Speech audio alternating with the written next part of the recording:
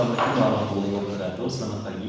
Kami dari kelompok 6 mata kuliah Psikologi Kesulitan Belajar yang diampu oleh Ibu Putri Sukmadiri, SPSI MPSI Psikolog, yang beranggotakan Kartika Wiarani, Didi Yuliani, Zawasa Abdul Rahmadini, dan Muhammad Iqbal Firmansyah. Kami akan menjelaskan hasil dari PPL yang kami lakukan. Untuk materi pertama akan dijelaskan oleh Lydia Yuliani. Kepada Lydia Yuliani, dipersilakan. Saya Lydia Yuliani akan menjelaskan tentang identitas subjek, tujuan pemeriksaan, dan juga metode pengambilan data. Pertama, identitas subjek. Nah, subjek yang akan kami teliti bernama RA. RA ini merupakan seorang anak laki-laki berusia 10 tahun. RA sekarang duduk di kelas sekolah dasar, kelas 10, dan juga dia berasal dari SDN 08 Kubu Tanjung. Nah, untuk orang tuanya, RA merupakan anak dari FNJ dan FSA. Nah, ibunya sekarang berusia 35 tahun dan bekerja sebagai ibu rumah tangga. Dan ayahnya sekarang berusia 40 tahun dan bekerja sebagai buruh lepas.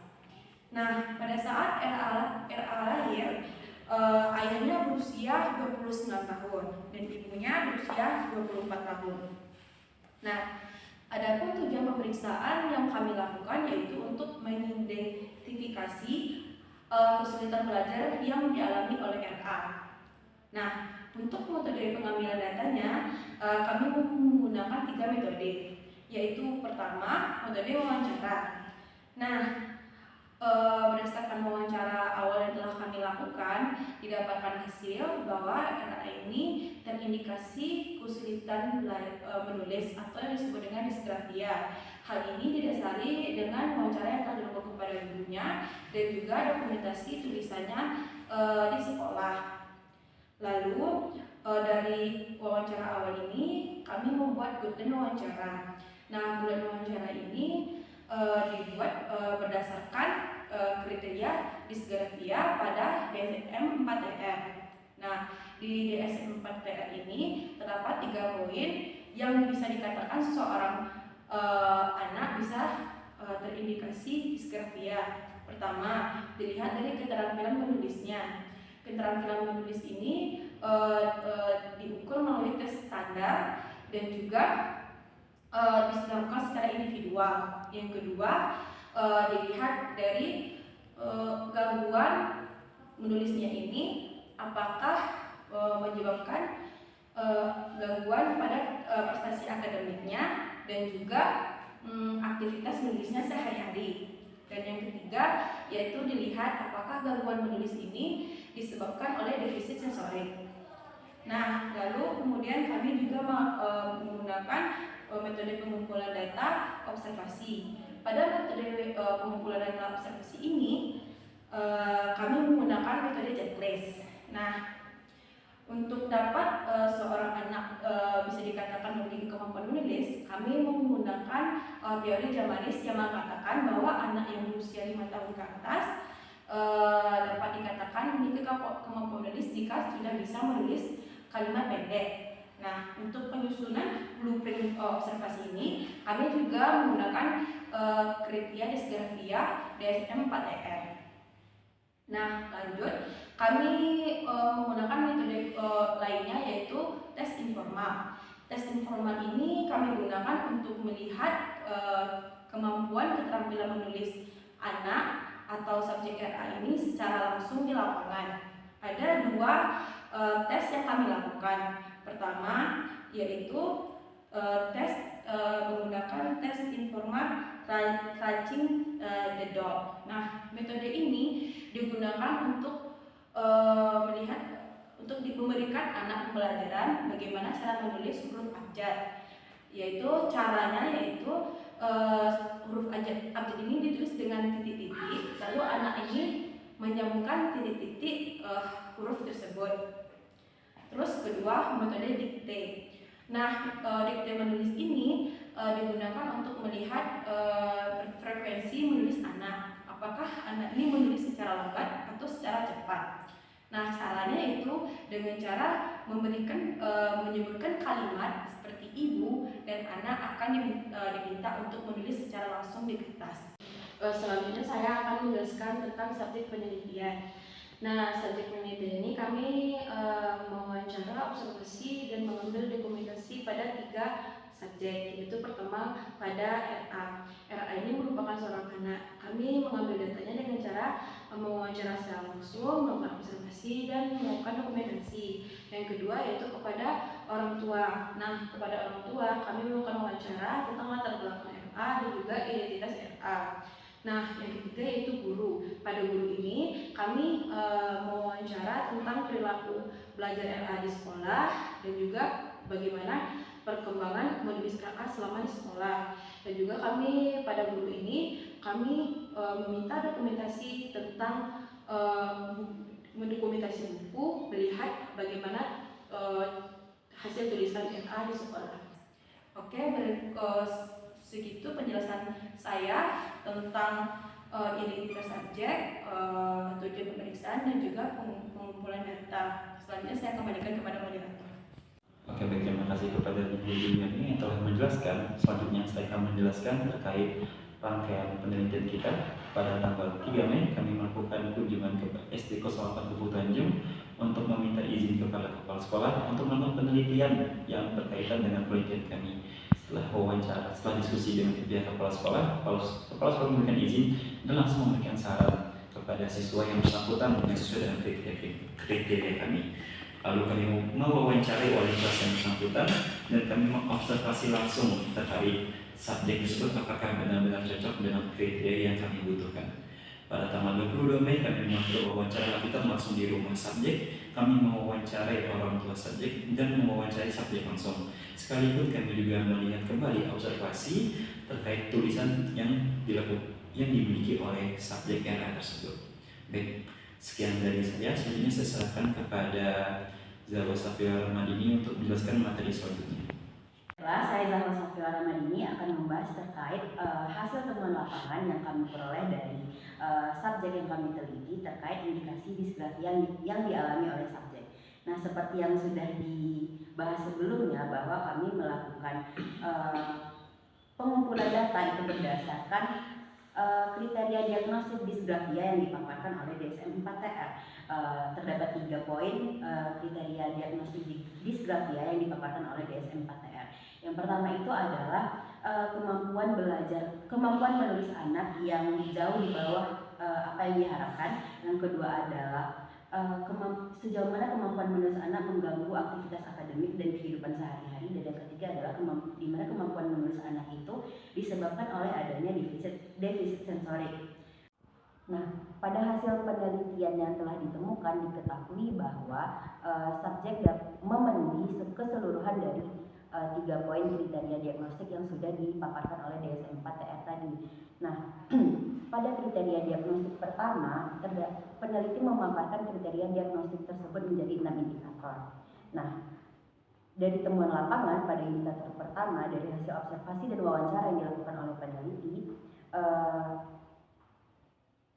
didapatkan data bahwa tulisan tangan anak tidak jelas dan di mana penempatan subjek dan predikatnya.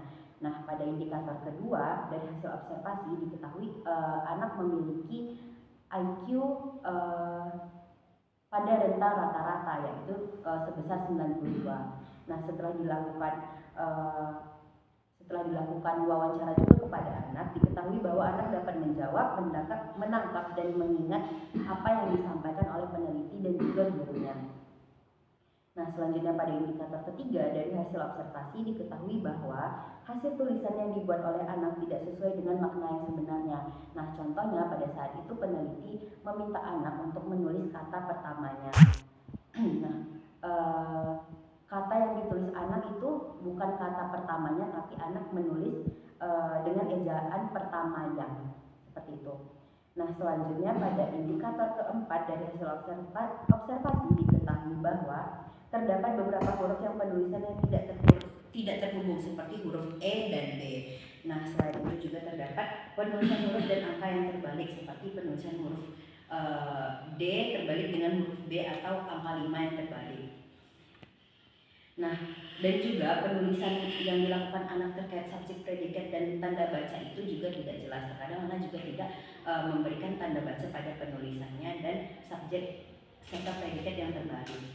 Nah, selanjutnya pada indikator kelima dari aspek pertama, hasil observasi dan wawancara, diketahui bahwa anak tidak dapat menuliskan paragraf secara terorganisir. Nah, hal ini terlihat dari tulisan anak yang tidak terdapat jorokan pada paragrafnya, lalu tulisan anak yang bergelombang, dan tulisan miring lalu keluar dari garis margin buku. Nah, selanjutnya pada indikator ke-6 diketahui bahwa anak memerlukan waktu sekitar 2 menit untuk sekedar menulis kalimat pendek. Nah, selanjutnya pada kriteria diagnosis kedua terdapat 3 indikator yang dipaparkan oleh peneliti, yaitu yang pada indikator pertama, hasil observasi memperlihatkan bahwa penulisan subjek, predikat, dan objek yang dilakukan oleh anak tidak jelas. Nah, dari hasil wawancara juga mengatakan bahwa tulisan anak tidak dapat dibaca dengan baik. Hasil wawancara itu dilakukan pada guru dan orang tua. Pada indikator kedua, hasil observasi memperlihatkan bahwa tulisan subjek tidak ada yang selesai dan kalimat yang dibuat anak tidak dapat dibaca dengan baik. Nah, hal ini dilihat dari hasil observasi pada buku latihan atau buku latihan yang diberikan oleh guru wali kelas anak tadi. Nah, pada indikator ketiga, hasil observasi dari buku latihan anak tadi memperlihatkan bahwa anak tidak dapat menulis dengan baik, sehingga jawaban dari pertanyaan yang diberikan oleh guru itu tidak dapat dia tulis dengan baik dan mempengaruhi nilai akademiknya, sehingga guru memberikan marka atau poin yang salah terhadap jawaban yang diberikan anak tadi dikarenakan tulisannya yang tidak sesuai dengan apa yang seharusnya. Pada kriteria diagnostik ketiga terdapat 1 indikator yang dipaparkan oleh peneliti, yaitu keadaan koordinasi sensorik tangan anak. Nah, dari hasil observasi terlihat bahwa anak tidak mengalami kesulitan dalam memegang alat tulis. Tetapi setelah dilakukan wawancara terhadap anak, diketahui bahwa saat melakukan kegiatan menulis, anak merasakan sakit pada bagian tangan, dan anak juga mengatakan bahwa saat menulis ia merasakan kaku pada bagian tangan saat memegang alat tulis. Nah, selain data dari kriteria diagnostik tadi, peneliti juga melakukan penggalian data tambahan terhadap orang tua, guru, dan anak melalui wawancara di luar poin dari kriteria diagnostik tadi. Nah, dari hasil wawancara tambahan tersebut diketahui bahwa saat proses kelahiran dan kehamilan anak tidak terdapat permasalahan apapun yang menghambat. Nah, orang tua juga mengatakan bahwa anak tidak pernah mengalami kecelakaan saat bayi. Terkait genetik, diketahui bahwa anak juga tidak memiliki keluarga dengan keturunan disgrafia, di mana dapat dikatakan bahwa hanya anak, dan di dalam keluarga hanya anak sendiri yang mengalami gangguan pada kegiatan menulis atau disgrafia tersebut. Nah, dalam proses pembelajarannya di rumah, orang tua mempercayakan kepada guru. Jadi secara keseluruhan persentase lebih besarnya gurulah yang mengajari anak dalam kegiatan menulis. Tetapi ketika di rumah, orang tua mengajarkan anak menulis dengan cara memegangi tangan anak agar anak tidak kaku dalam menulis. Selanjutnya juga ada penyebab anak mengalami disgrafia, yaitu dikarenakan faktor lingkungan. Nah, pada subjek yang kami teliti ini, orang tua anak menyerahkan sepenuhnya proses pembelajaran kepada guru dikarenakan orang tua memiliki waktu yang tidak cukup banyak untuk berfokus pada subjek yang mengalami disgrafia ini, karena ia memiliki 2 orang anak kembar yang masih kecil, sehingga orang tua sulit fokus kepada subjek dan lebih berfokus kepada adik-adik subjek. Nah, hasil-hasil temuan yang telah dilakukan oleh peneliti ini diperkuat oleh beberapa teori. Yang pertama adalah teori dari Widayanti, Rusmawati, dan Siswati pada tahun 2012 yang mengatakan bahwa salah satu kriteria penting yang dilihat pada anak disgrafia adalah IQ yang berada pada taraf rata-rata atau di atas rata-rata, di mana diketahui bahwa subjek kita tidak memiliki permasalahan pada IQ. di mana subjek kita memiliki skor IQ sebesar 92 yang berada pada rentang rata-rata.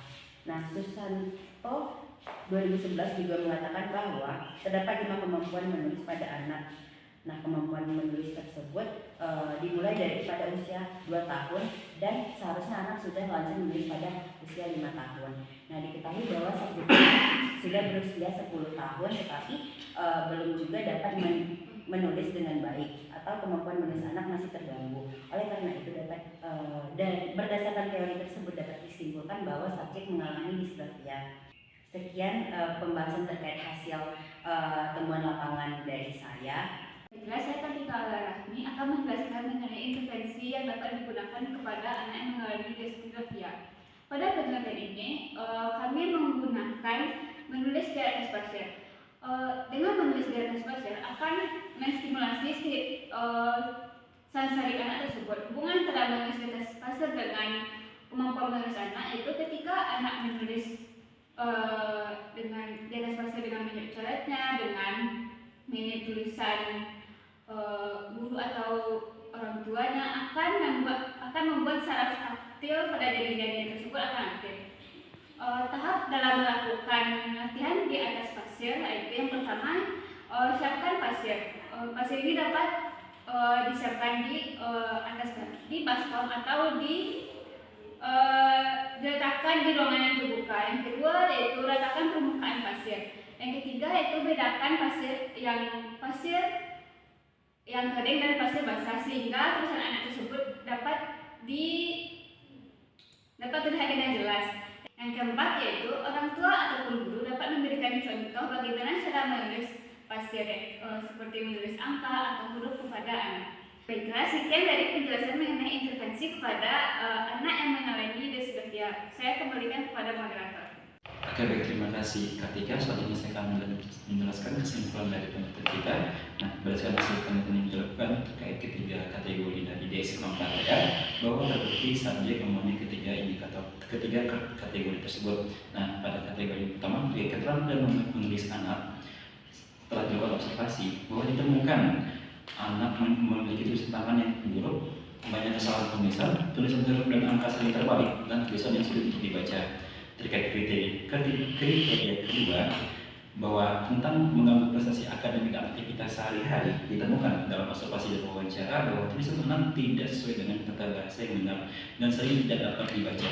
Penulisan yang tidak selesai dan kurangnya spasi antar kata dan kalimat juga menyebutkan bahwa anak mendapat nilai akademik yang rendah meskipun mampu menjawab pertanyaan dengan baik secara lisan. Terkait kriteria ketiga tentang adanya defisit sensorik, kami dapati dari proses wawancara bahwa si anak dengan obrolan orang tuanya bahwa si anak memiliki kemampuan yang menulis kaku dan mengeluhkan sering rasa sakit pada pergelangan tangannya. Nah, dari keseluruhan data yang diperoleh dapat disimpulkan bahwa anak mengalami disgrafia. Kesulitan menulis yang signifikan ini mengganggu prestasi akademik, aktivitas sehari-hari, dan memiliki kemampuan defisit sensorik. Nah, penelitian ini sedang dengan media Kusmawati dan Siswati pada tahun 2012 yang mengatakan bahwa anak dengan disgrafia biasanya memiliki kemampuan IQ yang berada di rata-rata atau di atas rata-rata. Dan juga Susanto pada tahun 2011 mengatakan bahwa perkembangan anak yang mengalami masalah itu juga menunjukkan adanya indikasi permasalahan perkembangan yang menuju pada disgrafia. Baik, sekian dari pelaporan hasil PBL kami. Saya Muhammad Iqbal Firmansyah selaku moderator. Mohon maaf jika ada salah dalam penyampaian atau kekurangan dalam penelitian kami. Saya akhiri. Assalamualaikum warahmatullahi wabarakatuh.